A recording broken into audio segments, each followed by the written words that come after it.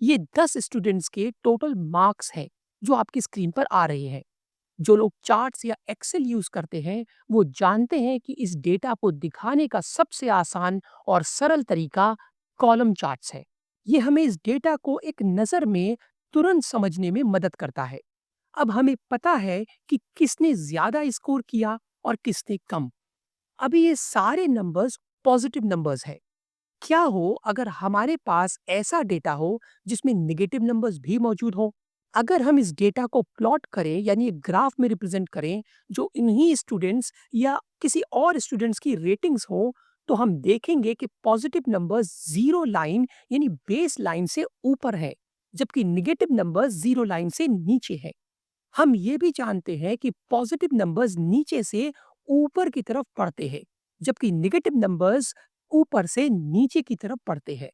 बस ये बात थोड़ी देर के लिए याद रखिएगा। हम इस पर अभी वापस आएंगे।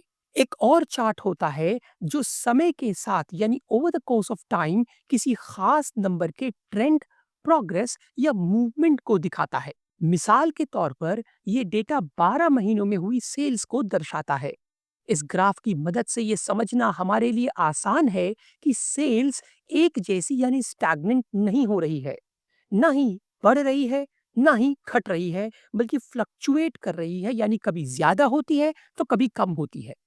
यही ग्राफ अगर नेगेटिव नंबर्स को दिखाने के लिए इस्तेमाल किया जाए, तो फिर से ट्रेंड जीरो लाइन से नीचे चला जाएगा और उसकी गिरावट यानी डिक्लाइन को हम साफ देख पाएंगे। लेकिन इन दोनों ग्राफ्स के साथ एक प्रॉब्लम है। इन दोनों की अपनी लिमिटेशंस है। चाहे आप कॉलम चार्ट इस्तेमाल करें या लाइन ग्राफ, कॉलम चार्ट ज्यादा से ज्यादा दो डेटा पॉइंट्स दिखा सकता है।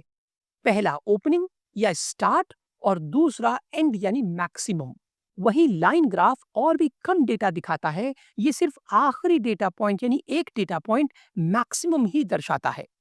लेकिन जैसा कि हम जानते हैं कि स्टॉक मार्केट में हमें कम से कम 4 डेटा पॉइंट्स की जरूरत होती है और इसी वजह से कैंडलस्टिक डायग्राम्स वाइडली यूज किए जाते हैं।